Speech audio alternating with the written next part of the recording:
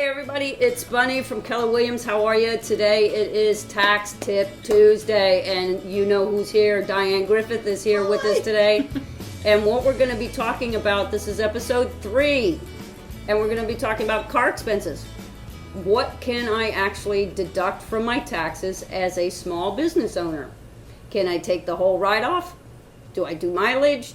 How do I structure that to make sure that I get the most out of that? Yep. So, Dianne, go ahead and introduce yourself and let everybody know how to get a hold of you and who you are. Hi, I'm Dianne Griffith. I own Griffith Law and Tax PA.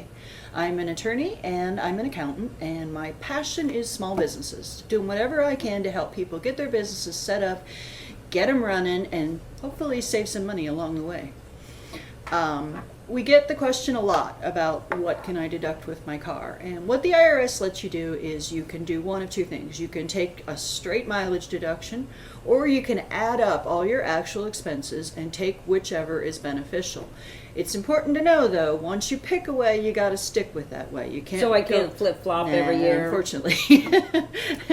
We tried. Yeah, what you're going to want to have for your tax preparer at the end of the year is all your receipts. You want your gas purchases, you want the repairs you've made to your car, new tires you put on, anything related to that car. Maintenance. Your car insurance, your tags. You can take car insurance? Yep.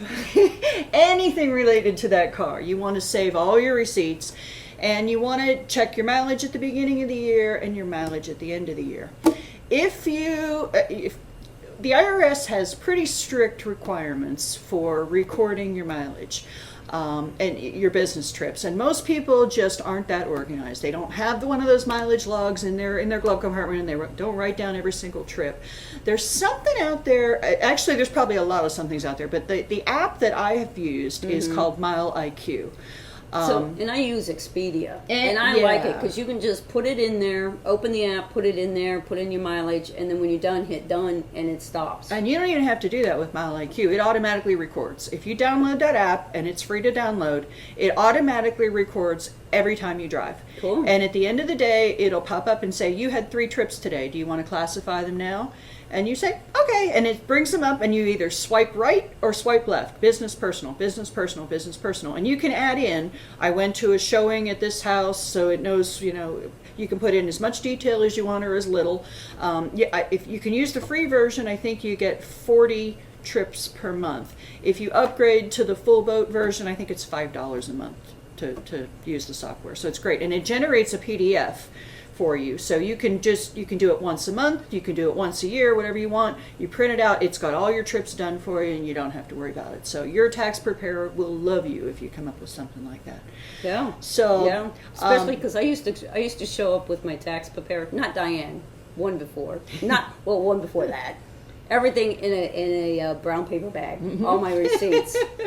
And they would say, well, you might as well sit down and get comfortable. Right, yeah. And you don't want to pay your tax preparer to sit there and do that for you. If you walk in there with your PDFs, you're done. Well, that was a long time ago. That was before the iPhones. So, but what else should we know about the car expense? There are some limits. Number one, if you have a luxury vehicle, you're kind of limited on how much of that vehicle you can write off. So don't go out and spend $75,000 on an SUV thinking you're going to be able to write all that off on your taxes.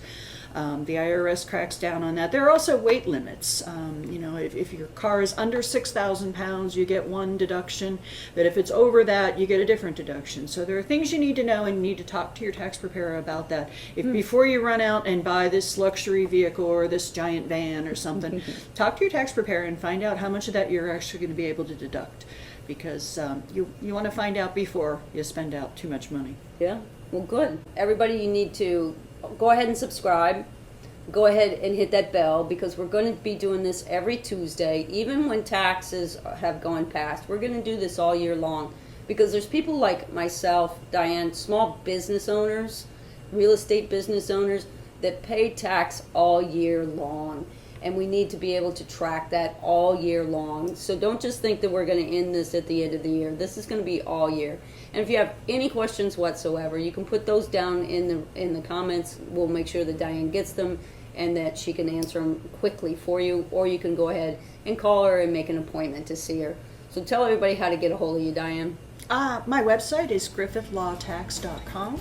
You can find me on Facebook, or you can call me at 727-258-7520. Until next time, guys, go ahead, hit that subscribe, hit that smash. We love you. We'll keep them coming.